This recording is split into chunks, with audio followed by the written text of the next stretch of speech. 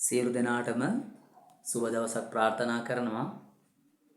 අද දවසේදී ඇත්තටම knowledge TV නාලිකාව ඔස්සේ දැයේ දුවා දරුවන්ට දැනුම ආකල්ප කුසලතා වර්ධනය කර ගැනීමට අවශ්‍ය උපකාරයක් සිදු කිරීමට අපි බලාපොරොත්තු වෙන්නේ. ඇත්තටම දුවේ පුතේ අම්මේ තාත්තේ ඔබේ දුවට පුතාට දැනුම ලබා දෙන්න නිවැරදිව අපි උත්සාහ ගත යුතුයි. අපි බලමු ශිෂ්‍යත්ව විභාගයේදී වගේම ඉන් එහාට ඉන් ඔබට යන විභාග සඳහා කොහොමද අපි දූ දරුවන්ට දැනුම ලබා දෙන්නේ කියලා. අද මම සෝෂල් මීඩියා නැත්නම් සමාජ මාධ්‍ය හරහා වගේම අපේ කමල් සිරි සර් පේජ් එක ඔස්සේ වගේම knowledge TV නාලිකාව හරහා බලාපොරොත්තු වෙනවා අනාගත කාල වාක්‍ය පිළිබඳව සරලව මතක තබා ගන්න ක්‍රමය උගන්වන්න. බලමු දුවේ පුතේ කොහොමද අපි අනාගත කාලේ හදාගන්නේ කියලා. ළමයා පාසලට යන්නේය. ගුරුවරයා පාඩම උගන්වන්නේය. ඔබට දැන් ඇහෙනවා අගනේය කියලා ප්‍රත්‍යක් ඇහෙනවා දුවේ පුතේ. අයියා පාසලට යන්නේය. මල්ලි සෙල්ලම් කරන්නේය. නේය කියන පදයක් ඇහෙනවා ඔබට අග ක්‍රියාපදේ නැත්නම් ආඛ්‍යාත පදයේ අග දුවේ පුතේ. මතක තබා ගන්න ලේසි. අනාගත කාල වාක්‍ය අපි හදනකොට නේය කියන අවසාන ක්‍රියාවේ අග කොටස අපට තේරුම් ගන්න පුළුවන්කම තියෙනවා. පුතේ ඔබ බහුවචන කරනකොට ගුරුවරු පාඩම උගන්වන්නෝය. බලන්න ක්‍රියාපදයේ ආඛ්‍යාත පදේ ගුරුවරු පාඩම උගන්වන්නෝය. නෝය කියලා શબ્දයක් ඇහෙනවා අපට ක්‍රියාපදයේ අග ප්‍රත්‍යය. ශිෂ්‍යයෝ සෙල්ලම් කරන්නෝය. අනාගත කාලේ තාම සෙල්ලම් කරලා නැහැ. කරන්නේය කරන්නෝය. ඔහු පාඩම් කරන්නේය. ඔව්හු පාඩම් කරන්නෝය. එහෙනම් අපට සරලයි නේය නෝය අනාගතේ මතක තබා ගන්න ලේසි. නේය නෝය අනාගතේ ක්‍රියාපද ඒක වචනේදී නේ යෙදෙනවා දුවේ පුතේ.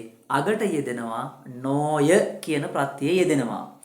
නේය නෝය අනාගතේ ඔබට මට මතක තබා ගන්න ඉතාමත්ම ලේසි.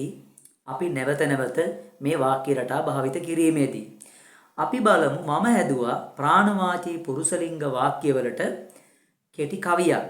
අපි මතක ඇති අපේ channel එකත් එක්ක රැඳිලා ඉන්න මේ වීඩියෝව ෂෙයා කරන ලයික් කරන අයට වීඩියෝව නැවත නැවත නරඹන අයට මේ දැනුම අලුත් කරගන්න පුළුවන්කම තියෙනවා. ඒ නිසා අපි බලමු මෙන්න මෙහෙමයි කවිය දෙන්නේ. මේ පාඩම් කරගන්නෙමු දුවේ පුතේ. පිරිමි වුණොත් අනාගතේ ඒක වචනේ නේයයේදී. පිරිමි වුණොත් අනාගතේ බහුවචන දිනෝයයේදී. නැවත බලමු.